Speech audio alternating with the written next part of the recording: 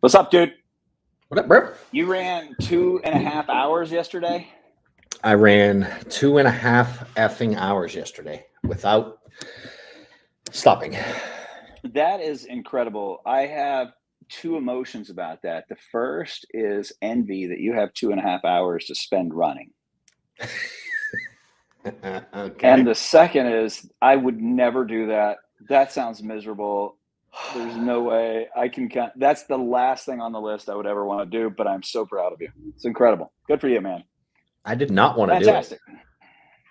No? Of course not. But I was really dumb.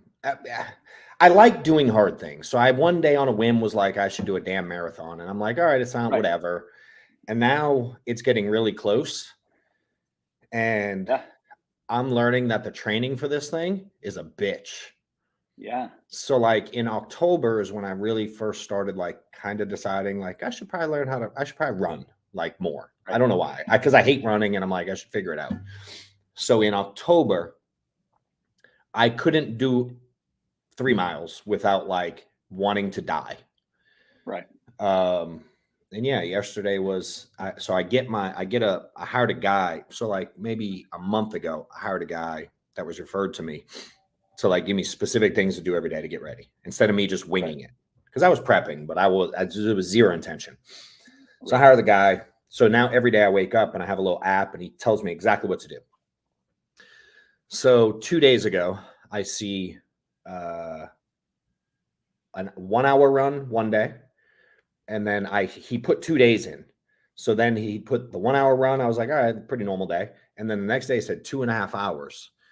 I was like, oh, this just got real. So I had like 36 hours to mentally prep for not stopping. That was my only goal. I didn't try to go fast. I didn't try to beat any. I just wanted to not stop. Right. And it was cold. And I couldn't wrap my head around doing it on a treadmill. I just can't. I couldn't imagine. That's not running, bro. No. That's not running. So I went and it was like Maddox. Funny enough, I was trying to prep the day. And I'm like in the morning, I had to I had to pick Maddox up from a sleepover. And then I was supposed to pick him up at like 12. And then he had baseball at 2, which takes us to like 4. And I'm like, dude, I'm going to be running until like 7, 8. It's going to be dark. So I picked Maddox up. I'm stressed out about when to get it done. I pick him up from his buddy's house. And the second he gets in the car, a switch flips. And he like starts fake being sick because he doesn't want to go to baseball. And I'm like, I want to lose my mind because it drives me nuts I'm like, dude, every time you have baseball, you're sick with something. Like, this is getting annoying. Right. And he's like, yeah, but so in my head, I'm like, well, if I let him be sick, then I can get the run done early. So I'm like, talk to your mom, dude. I don't have the energy today to deal with you being sick. So I went at like maybe it's a very sickly child. 1 o'clock, 1:30. Every Tuesday night or whatever the hell it is. Oh man. So yeah, man, 2.5 hours. And then I was done. I did 11 miles, which I wasn't highly impressed with the mileage necessarily. It's the longest I've ever run. But yeah. So I'm gonna try it again in like a week. I used to run a lot. In the early 2000s, I ran a lot. Like I probably, but my issue was one day it occurred to me that's why I can't when I run like that, my muscle just falls off my body. Got it. Interesting. Yeah, I don't just know my what body, my metabolism just eats my muscle. And so that's why I quit doing it. you quit. My plan is Yeah. not to keep run. I don't really have a long-term running plan. I am kind of effing impressed with how quick my stamina is going up. Like, I'm shocked. I didn't think I could get to 11 miles as quick. Well, you're an incredible don't- athlete.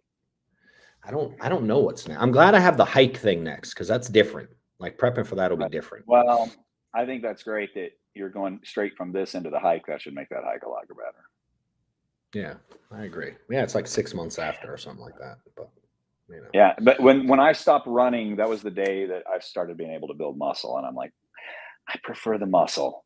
It gets me further when I walk in a room. that's true. So, That's true.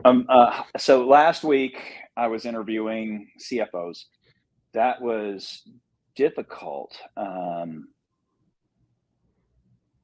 The most talented guy who walked in the room, who I was most impressed with, had an accent so hard I couldn't understand him.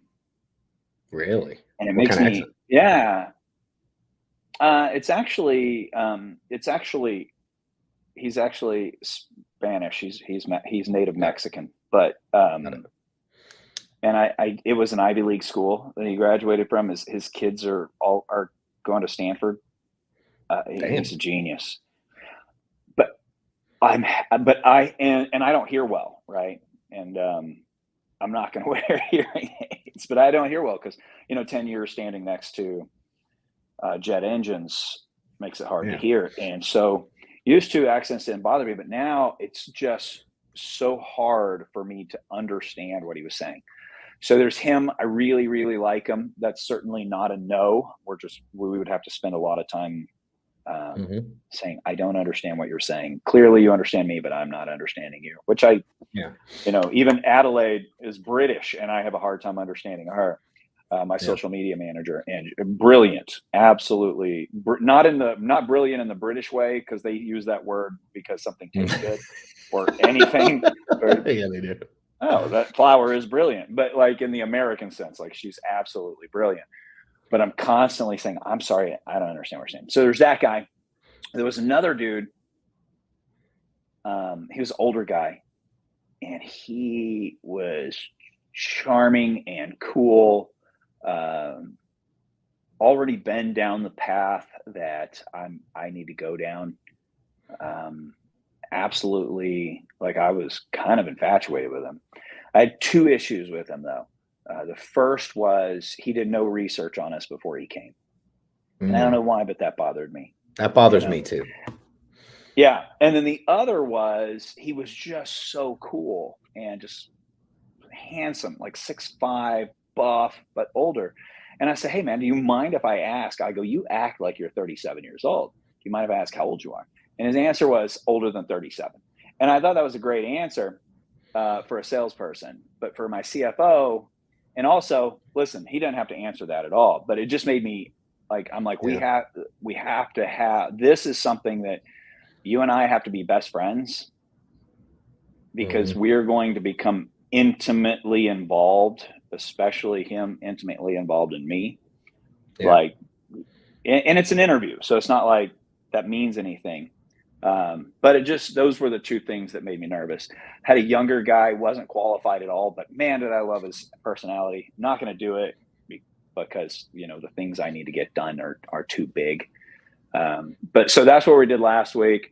So I think I'm down to those two guys. I might interview a couple more people.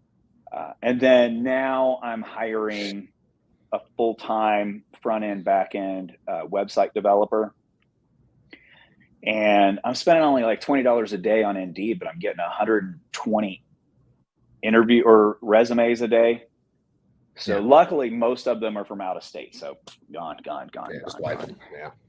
Right. And then the other thing is how do you sort through these? So, on Indeed, they've got the skill set test. Mm-hmm. Yep. So when I go through the 150 that I've gotten so far, and I put it in yesterday morning, and eliminate all of them that aren't local, because I want local. I want someone in my office looking at me in the eyes going, this is what I want to do. And then they do it, or them going, no, you need to do this, right?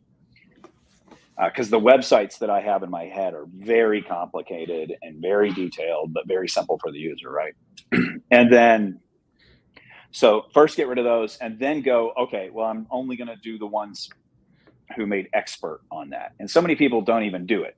So yeah, do you get rid of the ones that don't even fill it out, that don't even take the? I don't even read those if they don't even attempt it.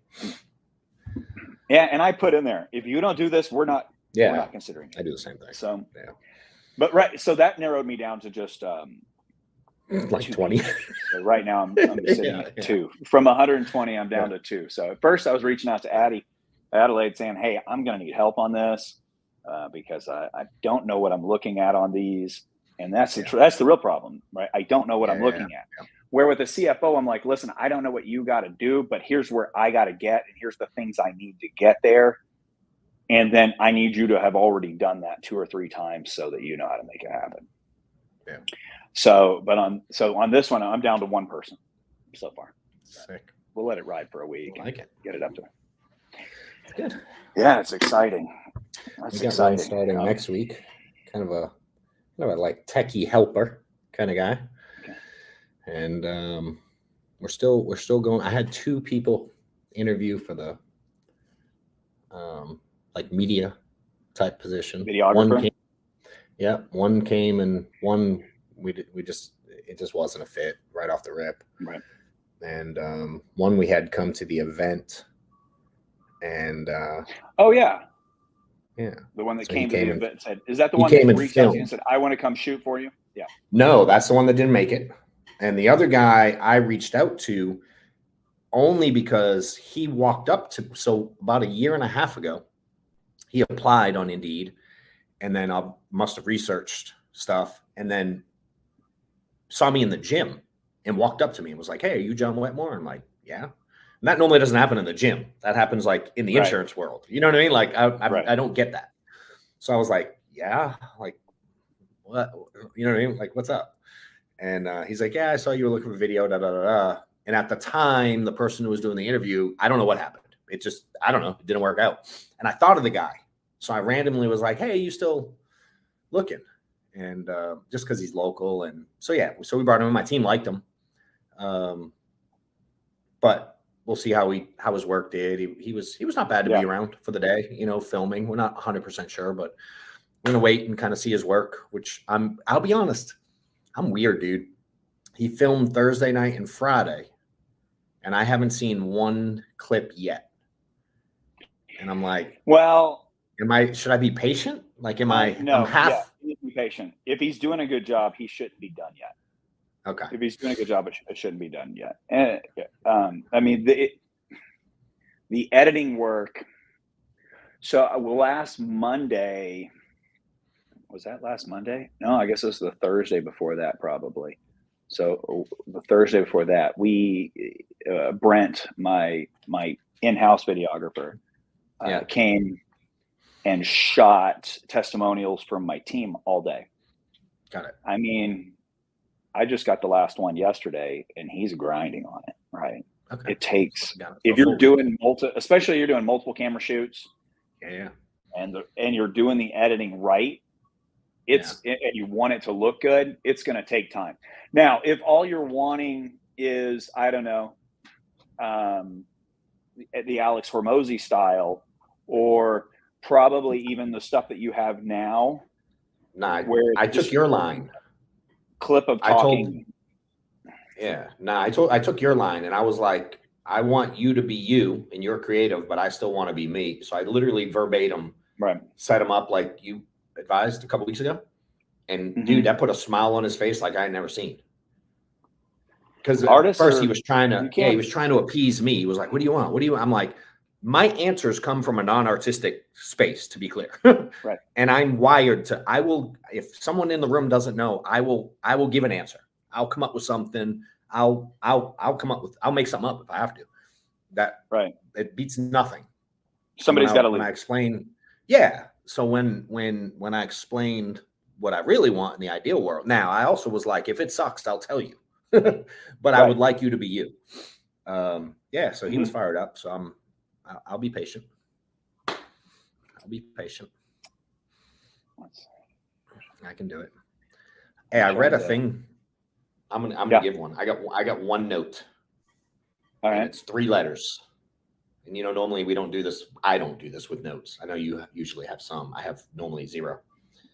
And it just says PBD, who I know you're a fan of. And yeah, are you going?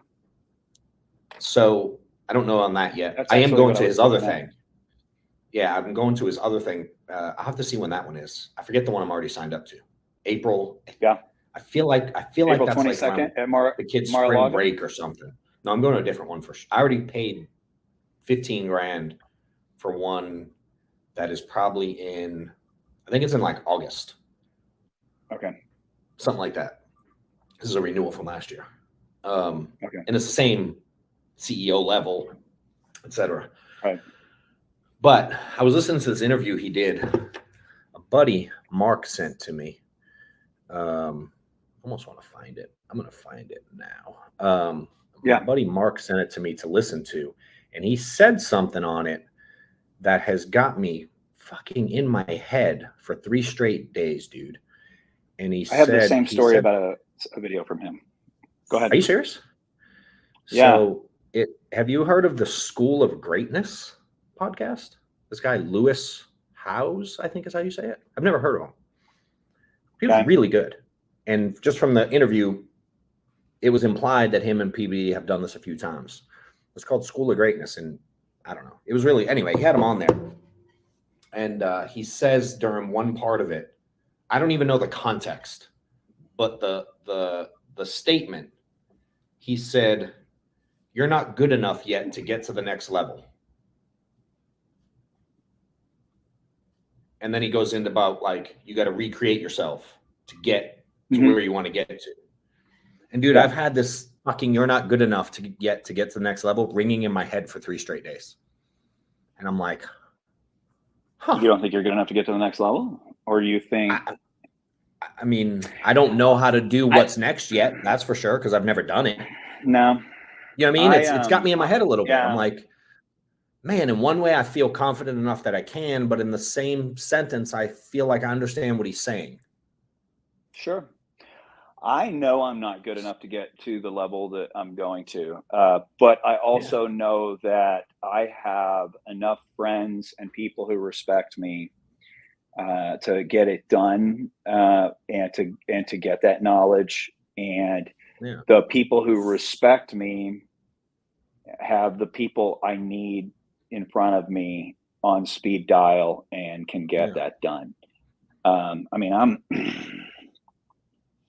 like, let's see. I'm in Scottsdale right now for Barrett Jackson. My 3 favorite days of the year. And then I'm in Austin on Monday. I'm with you on like Wednesday, Thursday, whatever day we can get that done. I'm on Vegas that weekend for the social media podcast hour, whatever that is, at the MGM.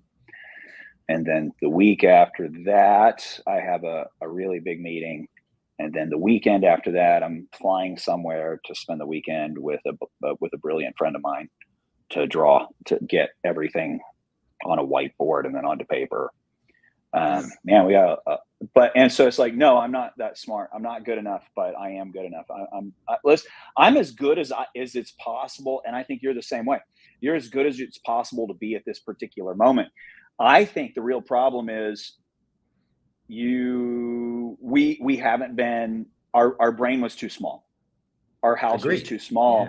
Yeah. And it's like the rest of it's like every aspect of the universe, right? It's like Einstein, everything's relative. So when you're looking at things and you're like, wow, that's really big. Okay, well then, but if you pan back, this hotel room I'm in is pretty big. Okay, but not compared to the size of the hotel, but not compared to the size of Arizona, but not compared to the size of the United States, but not compared to the size of North Texas or North America, but not compared to, and then you just keep painting back and back and back. And you're like, why not let's go there. Right. Yeah. You know, Yeah. well, should we go to the moon? Fuck the moon. Let's go where no man has gone before. And once you wrap your head around that, I don't think that it's that you're not good enough. I think there's, at 22 years old, you're not good enough to be where you want to be yet. Yeah. But at our age and with our experience, I don't think it's you're not good enough. It might be that you're contractually obligated to certain things that you don't know how to get out of, or that it's not financially responsible to get out of, or that there's lawsuits involved if you get out of, or it might be that you don't give a shit about that, and that now I'm going to play Captain Kirk. And so Dude, I'm I in my head a don't lot think about that it this week. about not being good enough, or No, about like you're not where you want to be. What I'm 100% sure I'm not where I want to be. I have 100% confidence in that. What I'm kind of Once gotten you mad realize that, it will drive you freaking crazy. Yeah. So I'm a little bit frustrated and mad that I don't, which is normal. If I look back, I've never had the exact path to where I ended up, as I'm sure you know what I mean? Like, I'm not that good where I'm like, this is exactly, I execute on a lot of things, but there's a lot that has happened. Right. I was like, damn, I didn't see that coming. I didn't see that relationship. Oh, I didn't see that coming together. And that, you know what I mean? It's just in that sense. I'm not there anymore, man. I see everything. I know. Which is, I've been there, which is frustrating even more because we talk so often. I'm like, right. Fuck, I need a clearer picture right now. And I have to spend, so I'm meeting with my team. I got to spend some really good time thinking about some of this stuff in the last week. I've talked to some cool people, and I'm like, I got a awesome lunch meeting tomorrow with a guy who's a fucking boss. And I'm like, man, I'm on a mission to put pen to paper on some stuff. And it's, man. So that, but it hit me, dude. And I'm like, there's things, you know what? I'm like, I'm not good enough at managing a team big enough yet to get me where I'm going. I'm working on it. I'm not good enough to identify every piece. I think, I know. What do you mean? I think you're thinking, so this is where, so like, if you were to, honestly, I feel bad for people. I mean, I'm happy for them. So I'm probably not using the words right. So, I have friends. Well, I have a friend right here who has, 1,400 writing agents a week or whatever it is you got. I don't know. I'm not counting. Like, that's incredible. Yeah. But I think there's ways to accomplish the same thing, leveraging other brilliant people and giving and building something that has so many moving pieces. You're like, listen, all these people that I made these relationships with that I was able to help and they were able to help me, let's take care of them. Right. Yeah. And let's help them grow. And then all these people over here that help me develop these relationships, right? Let's develop that and develop this and develop over here and develop over here and develop over here. And then you just need this one thing up here. And you can just, I think if you think about it differently and you utilize those relationships that John Wetmore, the incredible man, has formulated, and the mistakes that you've made over the years with the relationships that you've lost, and you go, okay, well, I learned my lesson there, right? And then you just utilize all these things, plus all the boss that you're having lunch with tomorrow, his relationships, and the fact that he respects you and believes in you, and my relationships, and the fact that I respect you and believe you, and then and vice versa. I don't think you need to build a traditional Patrick Bet-David style, whatever it is. You can build it in a different way that functions differently, but creates the same outcome, right? So like with me and what I'm wanting to build, one of the hardest things to learn in entrepreneurship that was for me, and I've seen it happen to a lot of other people, and I've had this conversation with other people who brought it up to me, is the field of dreams myth. If I build it, they will come. Yeah. And that's bullshit, right? I mean, how many times have you tried to build? You build an agency and you put agents in there and go, okay, we built it. Now the clients will come. No. So my belief is, after having done this entrepreneur thing for 30 years, plus what I learned from when I was a child, is that if you flip that on its head and say, why don't I make them come and it will build? As long as you know how to lead people, as long as you've got the infrastructure in place. And that's what I'm doing with the healthy insurance dude. I will just make them come. We'll have the infrastructure in place and it will build. And I think that's a better model. And it's the same thing, but you're flipping everything on its head. And instead of trying to force water up a tube, it just rains. And the tide comes up. That's like if you build it, they will come. As you start saying that, reminds me of like the people that get ready and never do anything. It feels the same. That's true. Yeah. You know what I mean? Well, I've never looked at it in that light, but I feel what you're saying fully. And I'm much more what you're saying, where I'm like, fuck it, let's go. Let's do, and we'll kind of plug pieces as we go. The first company I ever built was a lawn care company, right? And so, and we've probably talked about it before, but basically it's the DSL days, flash websites. And I had an idea that if people went online and they would put their credit card in and you just show up and mow their yard. And now that's how everything's done. But at the time, to my knowledge, no one had done it before. So I built that and no one came. And so I said, well, let's try Google AdWords. And this is before you literally needed a PhD in astrophysics to run Google AdWords, because you need a PhD in astrophysics to run Google AdWords now. But back then it was simple. These are the keywords I want. They're only coming if people type these keywords.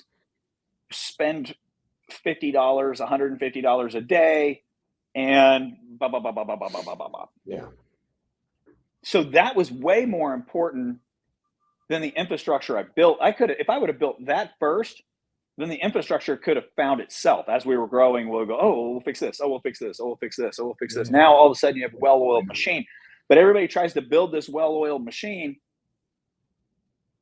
True. And then goes, now they'll come. Nobody's coming. Real. No, that ain't it's not real. Life. But I've got this advertising agency.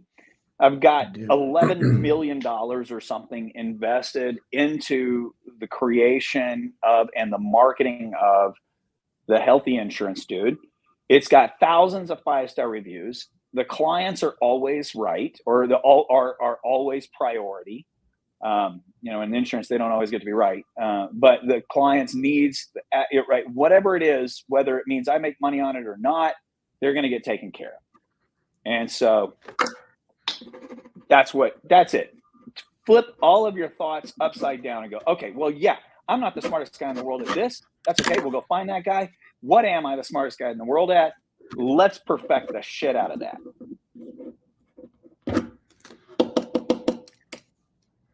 Now, I'll tell you my Patrick Bet-David thing that I watched a video on that's been haunting me all week. And not haunting me, but like my 5 things, right? It takes 5 things to build a company: product, leadership, sales. Yep, there you go. Marketing and analytics. And I'm like, okay, well, I know I'm one of the greatest leaders I've ever met. I haven't always been. It was a lifelong thing. It was a journey that was my mother taught me needed to be my biggest priority in life. And so I know that for a fact. Have I always been? No. Have I made mistakes? Of course. Are there people out there who are disappointed in me? Absolutely. But where I am at 49 years old, I know you're going to have a hard time finding a better leader than me. Like, we're Lincoln level here, right? But what does that mean?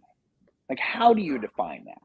Like, how do I write down in a book what leadership is? And I watched this Patrick Bet-David video, and it was just him monologuing. And he was talking about love. And he wasn't talking about leadership, but he was talking about love. And he was talking about, there's 2 types of love that you might have for your wife, or your wife might have for you. You love her. You would never leave her. But do you admire her? Now, that's a different type of love. Yeah. Right. Your wife, in the beginning, you were doing amazing things, and you're building this family, you're building your company, you're doing whatever it is, and she admires you.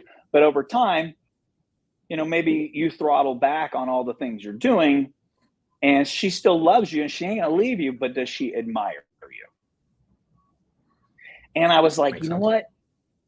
That's what a leader is. That's the difference between leadership and management. Admiration. That Napoleon movie, I hated it. It was a great movie, but it just belittled who Napoleon was. Napoleon killed more people than most people except Genghis Khan.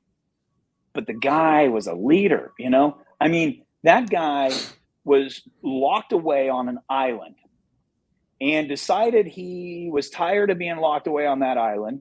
There was a boat out there, a battleship whose only job was to make sure he didn't escape. So he gets in a rowboat, goes out to the boat, climbs up the side, goes inside, and basically says, "Listen, you guys can come with me or I'm going to kill every one of you," which obviously he can't kill every one of them. And they admired him so much. They were like, "We've been waiting. Come on." Right. And then they take that boat back to France, and Paris sends 100,000 troops to stop him and kill him. And he walks right up to these troops and goes, "I missed you guys." And they go, "We missed you too." And they all turned around and start turning against their own country. What?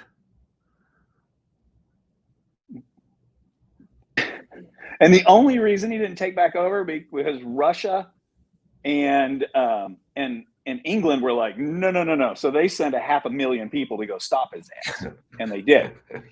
But that is leadership. That's not management. That's leadership, and leadership is admiration, right? Sure, I love what Pat did. I love it. He was absolutely right. There's those. I think that's why Jamie and I are so close, because not only do we love each other, but we admire the shit out of each other. The only thing I will ever say negative about my wife is that she is a horrible driver when there's deer around. Other than that, you cannot come up with anything that I will say negative about my wife, because I admire her so freaking much. Yeah. But if you apply that to leadership, and that's what's been haunting me, not in a negative haunting way, but just always in there, oh my gosh, back to Matthew 7:7, seek and ye shall find. When you're looking for something, you'll find it, but you got to go actively looking. And, I had a phone call with Patrick, PBD's people this week. And I was like, well, before I get on this phone call, let me watch a couple of PBD videos. I haven't watched one in a couple of weeks. And that's what popped up. And man, I was like, bam. I seeked and I found. So guess what? So now are you going to try to be that how do you approach that in your leadership style now? How do you go out and try to make people admire you? You know what I mean? I don't try to make people admire me. I already do that. I'm in the trenches with you. Yeah. Right. Listen, does everyone who's ever come by admire me? Probably not. That's impossible. I'm not worried about that. Yeah. But do the people that work with me admire me? I believe with all my heart they do, because I admire them, right? Because I believe in them until they learn to believe in themselves. Yeah. But that's what leadership is. Do the people you manage admire you? And if they admire you, then I don't know why it keeps doing that shit. Dude, what's weird is you got the little thumbs up bubble earlier. Now I'm getting balloons. Now you got the balloons. Anyways, what is happening? So how does that affect how I do anything? It doesn't, because that's already what I do. That's already what I do. And honestly, there's upsides and downsides to everything. Your greatest strengths are your greatest weaknesses, right? The things that make people love John are the things that make people hate John. And the things that make people love John might be the things that make people hate John later. And I'll tell you that the people that are out there that have worked with me that left and then now despise me, well, it's because they admired me. And I said, well, man, I love you, but you stole from me. You're out of my life now. And so whenever you're kicked out of somebody's life that you admire, that's very hurtful. And so, but anyways, Yeah, it doesn't change the way I do anything. It just changes the way I define it, because up until this week, when I'm talking to people and I'm talking to them about leadership, I've never had a good answer. It's like I've read all these books and I've never heard a definition that I'm completely in love with. Do they admire you? I like that. It's interesting. I want to read. Have you ever read The 5 Levels of Leadership? It's been a long Maxwell? time, but yes. Yeah, me too. I'm curious how he defines that top level. It's called like pinnacle, but now I wonder, it makes me want to kind of read it and see that more. Like, I just always try to get better at that. You know what I mean? I feel like I'm always in the trenches and doing stuff, obviously at different levels. I mean, I'm not in there making phone calls like I once did necessarily, but it is an interesting dynamic. Yeah, correct. It is an interesting dynamic, dude, to watch people who go from disliking because you challenge them to liking you because you challenge them and it worked when they implemented things, to then disliking you because you challenge them more. And I have a lot of people. They usually send an email. I got it. Actually, I got an email yesterday. I have some emails, bro. I promise you. Yeah, I got an email from yesterday from a young lady who left 6 months ago and left with a storm. And that email was just like, thank you. I was in a bad head place. I took it out on you, and you were right, and my life is better because of the time that we spent there. Yeah. That was my reply. That's what it's about. But at our level, right? It's not. It's our level. Your job is to make the upper management admire you, right? Not the bottom level agent. Yeah. You got too many of those. But if you make that upper level agent admire you, or that upper level management admire you, that trickles down. Yeah. That trickles down really quickly, like a tsunami or like a hurricane. Yeah. So whenever they're talking about you, they don't ever have to meet you. If they admire you, that'll trickle down to the bottom level agent quickly. Yeah. That was a neat concept to learn. That I learned that from that book also, funny enough. And how well you from the 5 levels of leadership. Yeah, because it's all about people's perception of you. It has nothing to do with who you are. It's all someone else's perception of you. And some people look at me as this type of leader, and some people are like, dude, you may as well be the fucking janitor. You know what I mean? Like, it's wild. Well, that is who you are. Yeah. I mean, that is who you are. It is an accumulation of people's perception of you. Because if there was no one else on this planet, who would you be? Correct. A hunter and gatherer. Wild to think about. Yeah. Yeah. It's wild. Though. You would be nobody. You would just be an animal trying to survive. Yeah. Right. That's good. Like, who is my cat? Cat's nobody, man. Correct. Yeah. It's cute. You can pet it. Shit's in the house. Yeah. Sometimes they're a little bit mean, but it's a nobody. That's who we are. It's that accumulated perception. So you got the bad. It's interesting to see some people that want to be leaders and then can't handle that different perception from different people, and those that think negative. You know what I mean? Like that kind of I don't know if it's a people pleaser type is more like that, but there's some people who can't handle others viewing them. Most people can't. Yeah. I see a lot of managers, quote unquote managers, fall off because they want to appease every single person who has any kind of, I don't know, perspective of them, or, you know.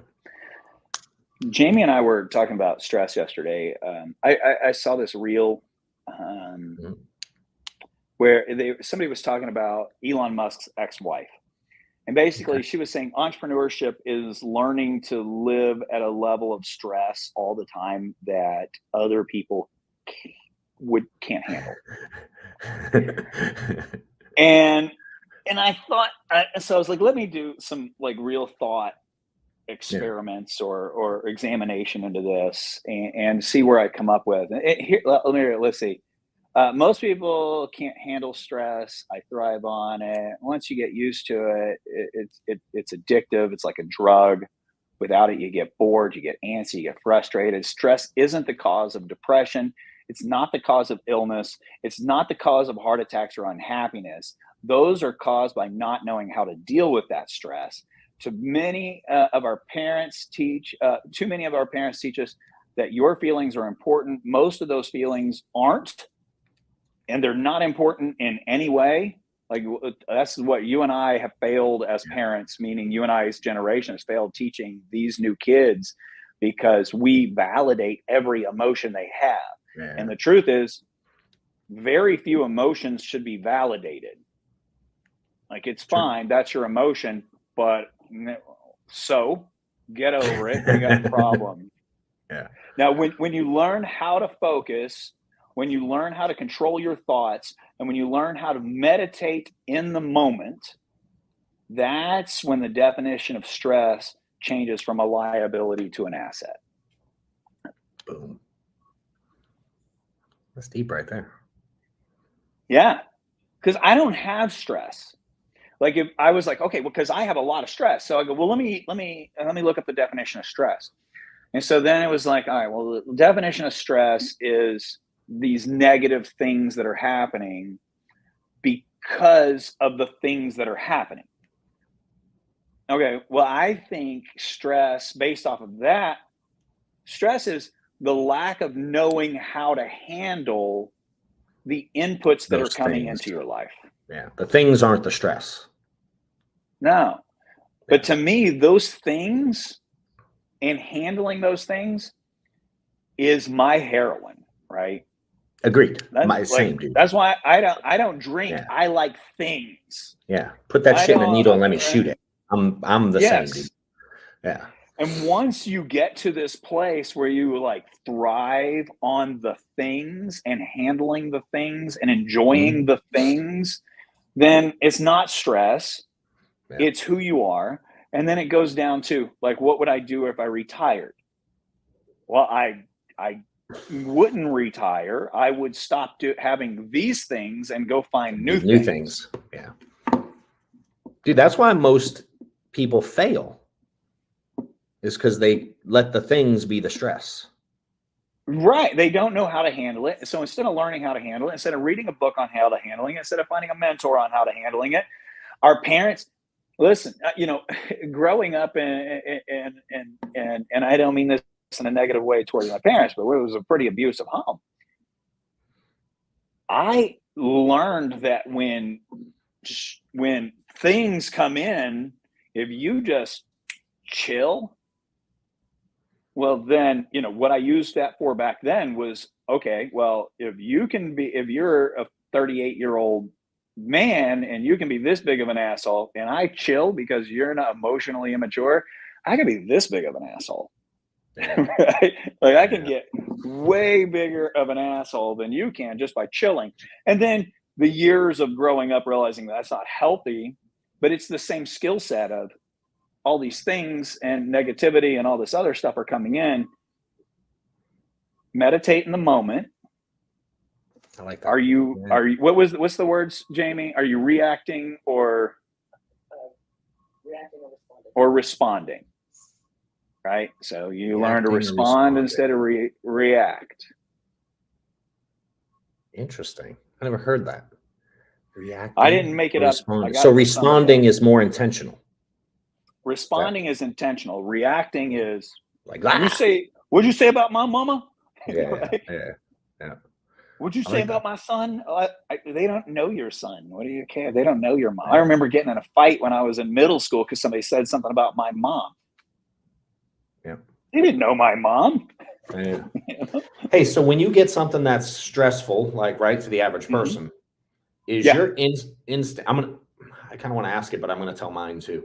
Is your instinct, like, because you said meditate in the moment, to me that implies that you don't necessarily take those things easily right off the rip, that you have to get there.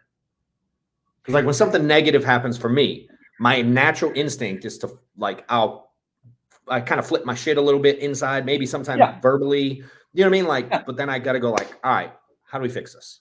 Like, it takes me a minute.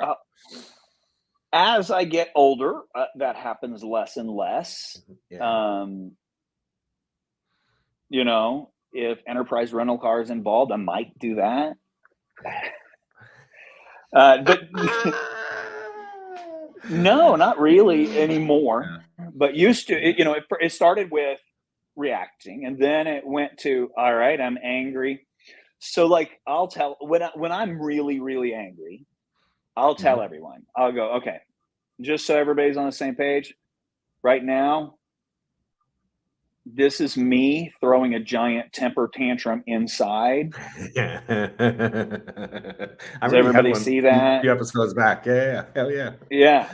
Like, this is me throwing a giant temper tantrum inside. And Samari will Yeah. go, "You're purple." And I'm like, "I'm not purple. It's like a beige, Yep. maybe like a lilac color." And so it's not that I don't lose my shit on the inside. You remember the movie True Lies? I think about this a lot. Maybe True Lies with Arnold Schwarzenegger. Mhm. Okay. Yep, I remember it. So I in that, couldn't tell you details, but I remember the movie. there's one scene that's important to me in this movie. So Okay. Arnold Schwarzenegger is a CIA agent, right? But his wife thinks he's a businessman, and his wife is not doesn't what's the word we were using with leadership a second ago? I just had a brain fart. Admire him Admire. because she thinks he's just this boring business. She loves him, but she doesn't admire him, and she doesn't know he's actually a CIA agent. So she goes to a bar or something like that and meets this used car salesman who says he's a CIA agent. And so she Ah. starts kind of having like this emotional affair with what she thinks is a CIA agent, but he's just a used car salesman. And so Arnold Schwarzenegger's character finds out about it, and then he thinks that there's like some spy spying on him through his wife, and then he goes and he finds out he's just a used car salesman. So he's test driving this 1959 red Corvette. And Bill Paxton is the guy who's messing around with his wife. And he's driving this Corvette. Bill Paxton is sitting in the passenger seat. And Bill Paxton doesn't know that the girl he's messing around with is Arnold Schwarzenegger's wife. So he's bragging about it. He's like, yeah, I get this hot piece Oh. of ass. And she thinks I'm a CIA agent. And she's just giving it up to me, man. She got these nice boobs, all this, right?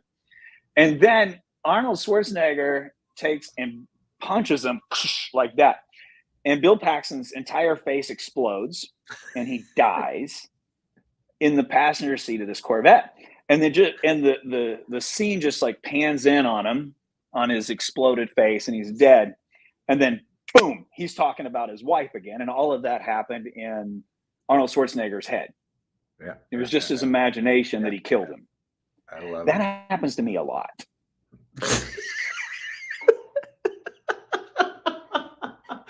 Dude, that was the best explanation of how I feel on a daily basis ever. Right. I'm gonna have to go Yeah. watch. I'm gonna have to go find that clip. I remember the movie, but I don't. Yeah. I'm so bad at the You don't need to details. watch the whole movie, but that clip, that Yeah. happens to me. I think about that 3 times a week. I'm like, in my head, this guy's face just exploded in the passenger seat of a 59 Corvette. And then whoosh, back into reality where Arnold Schwarzenegger goes, okay, we're not going to kill him. Let me figure out how to ruin this guy's life or whatever the hell is going on. So teach him a lesson. That's fucking funny, dude. I love it. Yeah. Yeah. Good shit. One of my favorite scenes that I relive in my head all the time. So I'll never think about an angry moment the same again. And the funny thing is, I'm surrounded by, these 20 and 30-year-old kids all day. And sometimes I'll try to explain that scene to them and they don't even know who Arnold Schwarzenegger is, right? Much less Bill Paxton or Jamie Lee Curtis. So maybe that should be our new intro to the podcast.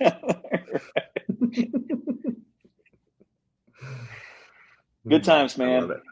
Same, hey, we're getting better at this. And next week, you're in town next week, right? I'm with you in your town next week. In Dallas. Yeah, in my town next week. So we're going to hook up. We're going to get some shots so we can get the front end of this stupid thing fixed. Where can I send people to watch our podcasts other than all the random places? What's the best place for people to say, oh my gosh, you got to watch The Secret Handshake with Mr. John Wetmore and the healthy insurance dude? Where's the best place to do that? Where do I send them at, Johnny? We should so they can get it at like all the podcast joints. Like you can get it on Apple Podcasts and things like that. But you know what we probably could do? Because it goes to Apple Podcasts, Spotify, Did we iHeartRadio, all that did stuff. we upload the old ones into that? Yeah, so Or we probably I'll tell you how many we have uploaded right now. We have 17 uploaded right now. So we're almost real time. Like after this week, I don't know how many we have, 20-ish, 21. I don't remember the exact number. But in the next week, we'll be real time releasing them every Thursday. Right now, we're doing them every day or every other day just to get them out. Okay. I wonder if we could just get like a domain and be like, go here, and it links to it. You know what I mean? Because right now they just go to Apple Podcasts or your podcast app and literally type in The Secret Handshake. It comes right up. Okay. Yeah. But maybe when you get your website guy, we could make a real website. Oh, we will. Yeah. I'm gonna make this guy the busiest son of a bitch on the planet. Yeah. I'm gonna make the coolest stuff, man. I'm gonna make the coolest stuff ever. Do people say go to like www. whatever to go to my podcast, or they just say go to podcast and fucking hit search? Like what's normal? Well, I think what we've got here, my friend, is we built it, and we got it. We're not. We did what we said earlier.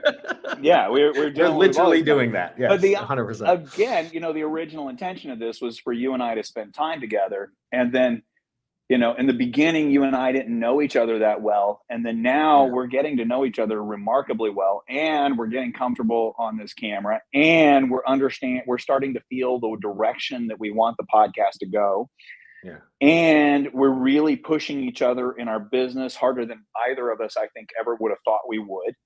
Yeah. And now we have something that I would want to point people to, where in the beginning I was like, I would do the show, and then I'd walk out of my office, and my sister and my wife would go, "Hey, how'd it go?" And I'm like, "Fuck off." But I wouldn't say that. I would go, "I'm not happy with it. John did well. I sucked." And now I go, I can't wait to watch it myself. Yeah. But also I need to make sure I didn't say anything stupid that was going to piss off my clients. So I'm going to watch it. We do pretty good there. Yeah, I think we do. I think we do decent there as well. So yeah, maybe we'll, because this goes on to everything HID. So yeah. So yeah, it's shared. We share this live in I think it's in 8 or 10 places simultaneously as well. So it's getting out there, and we're getting some comments now. Forget the live comments, after. You know what I mean? I can see how many people subscribe, how many people comment on an old one. It's pretty neat. So something's happening, bro. It's working. There's a lot happening. Yeah, there is. Well, let's keep at it, brother. I'll see you next week for sure. I appreciate you as always. I appreciate your mentorship and your friendship. Same, brother. I'll see you next week. Yes, sir. Wish me luck at the event. Getting the cars. Get nice, dude. Send me some pictures. I want to know what you get. Shoot me a text later. My videographer's on his way right now, so we're gonna do a lot of video and build some content out here. So, all right, man. Have a good day.